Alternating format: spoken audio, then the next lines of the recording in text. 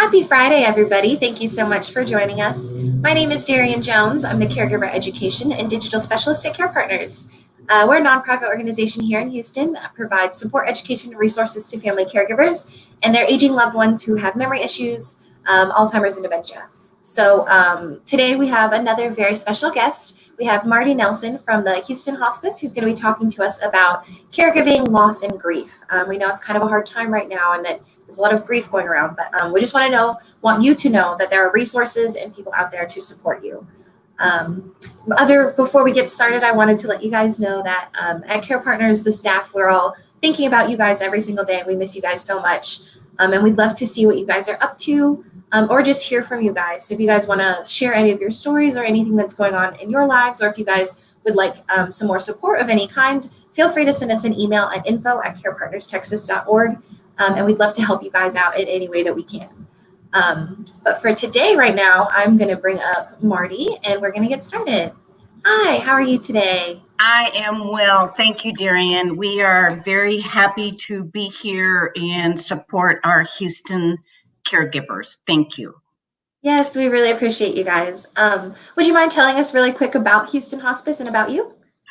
Goodness, we are the oldest and largest not-for-profit hospice in the Houston area. We provide hospice care in the home, in nursing facilities, personal care homes, and we do have our own inpatient unit in the medical center with, up to 30 beds. So it's a combination of home care and inpatient care, and it is just an incredible honor and privilege to provide end-of-life care, and I get to work with the cream of the crop.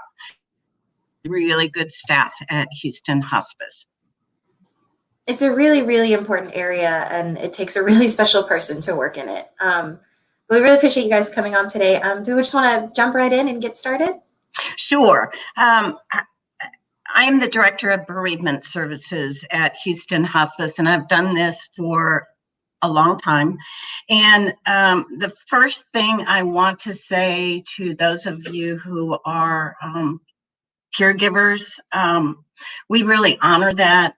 Because of what we do as professional caregivers, we get how difficult it can be to be in the home with somebody that you love and providing care, particularly a time like this. The uncertainty of the isolation and this virus really complicates everything. And when you are the caregiver, sometimes it is literally a 24/7 job, so to speak.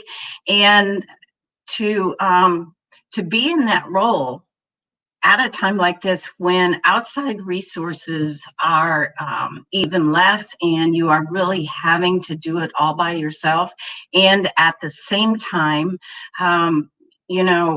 trying to take care of yourself as you're taking care of somebody you love, that can be extremely difficult. And being a caregiver for a family member is difficult under the best of circumstances, and we right now are not in those best of times. And it is really important to be mindful of what this experience is like for yourself right now, and to really take good care of yourself. That is the one thing all of us are needing to do as we go through this experience with this virus and in the experience of being caregivers. So I just want to, my guess is you all know this, and I have no magic. It's real important to take care of yourself physically. Make sure you're getting as much rest as you can, which may be hard and complicated because of the isolation and inability for folks to come in and out.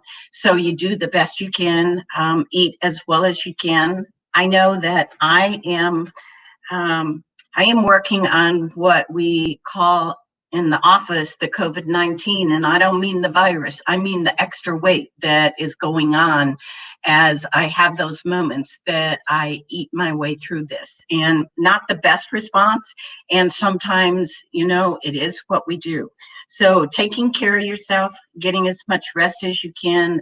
If there's any way to get outside, even for 5 or 10 minutes, the weather is gorgeous right now, and breathe some fresh air, move your body a little bit. All of those things to take care of you will allow yourself to be a better caregiver. And part of the caregiving role that is crucial is being aware of just your own emotions as you are in this process, and dependent upon what the disease process is, what your role is as a caregiver, it can bring up all kinds of feelings. And to be mindful of those feelings, not stuff them. I have a client who, as they say, it's allow yourself to experience the experience.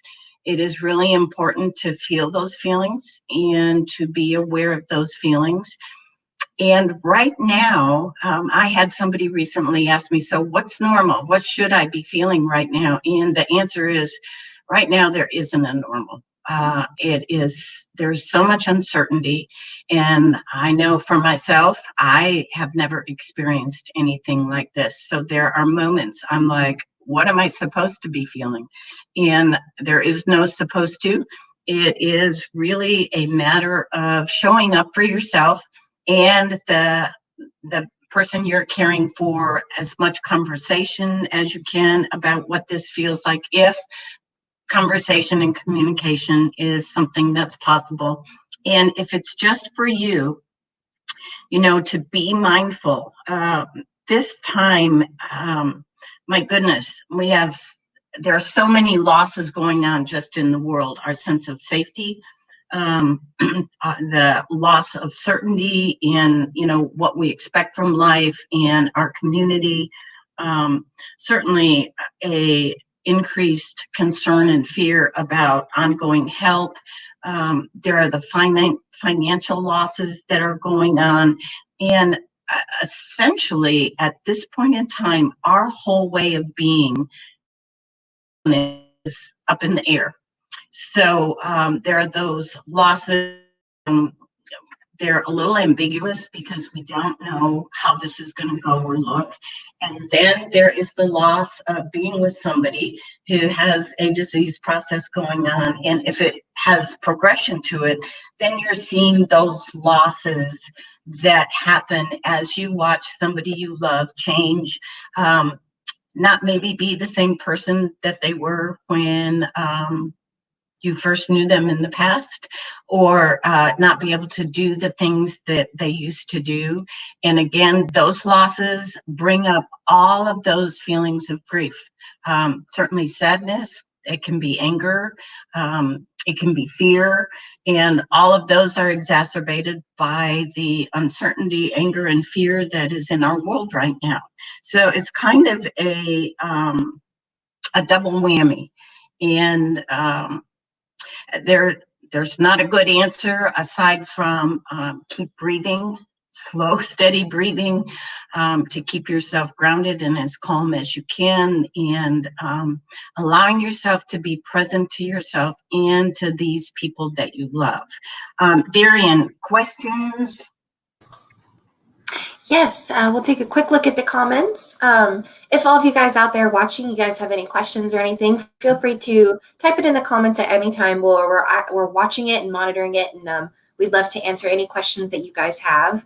Right now, it doesn't look like we have any comments, but I was wondering,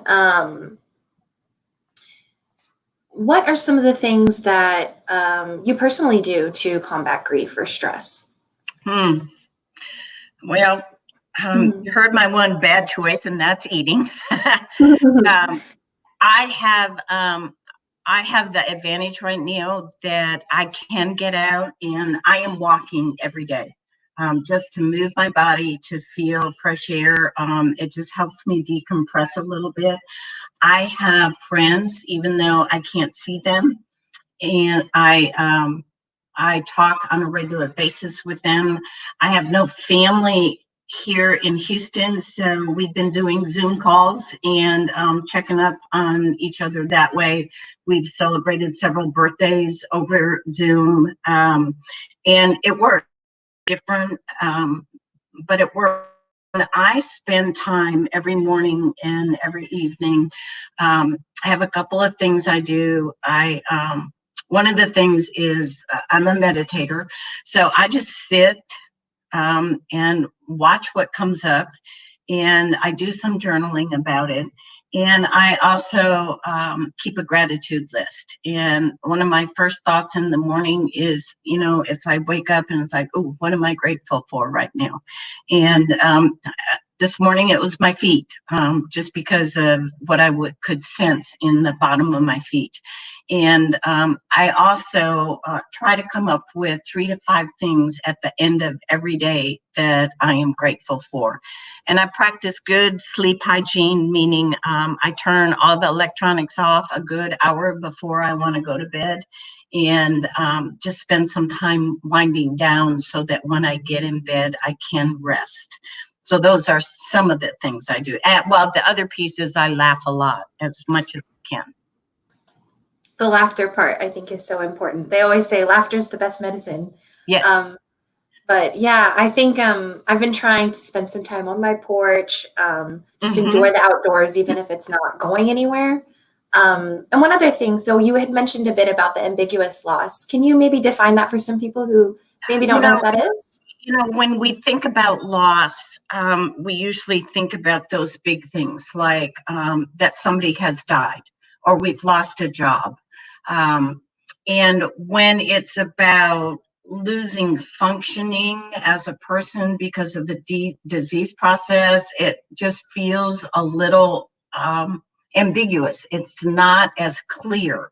And in these times, that loss of safety, the loss of certainty, that we're going to be able to navigate and just function in the world as we have up until the middle of March.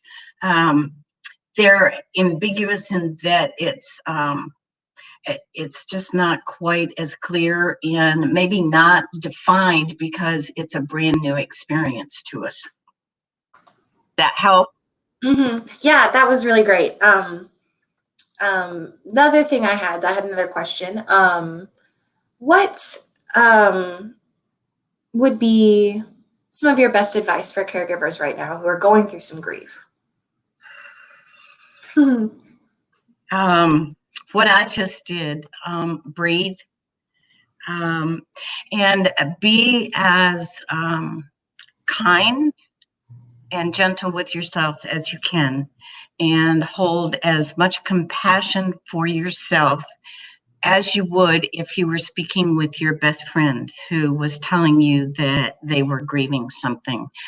And allow yourself to feel whatever it is you're feeling. Don't label it, no judgment. Grief can bring up all kinds of feelings, and it's really important to just allow yourself to feel them. That's what allows you to move through it. If we stuff those feelings, they just come out sideways. Definitely. And then I had another question. Let's see. Sure. So the topic today is grief. And one thing I wanted to remind everyone is that everyone experiences grief in some sort of way.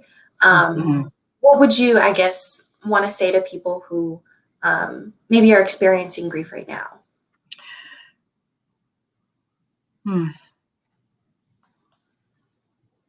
That touches that spot here in my heart that just holds great compassion for folks. And what I would want to say to you is you can do this. It's part of the human response to grieve. In fact, grief is the natural, expected response to loss. As human beings, we are hardwired to form attachments and to really attach and want to stick to somebody. And when that is pulled away, when we lose something, it does hurt. And to hold that with compassion, I know I keep using that word, and the biggest gift you can give yourself is to be kind to yourself in your grief, and to do the work of really acknowledging what this feels like. No, there isn't a timeline. No, you're not supposed to be over this, through this, done with this. It takes as long as it takes. And grief itself is not something you get over. You figure out how to live with it differently, how to make peace with it. And most folks over the course of time can turn things a little bit and create a new meaning for either the person or the relationship, whatever the loss is about. That's some really great advice. And it looks like we do have a comment that just came in. Okay. What resources do you suggest for children and teens who are caregiving for a parent and grieving? That's from Lori. Well, Both Place is an excellent children and teens bereavement program here in Houston, and they currently aren't able to do that because of all the COVID restrictions. So, for children and teens who are being caregivers, first of all, that's a huge role. And so that acknowledgement that it's a little upside down and backwards for children and teens to be in the role of the caregiver. So to give yourself some breaks whenever you can.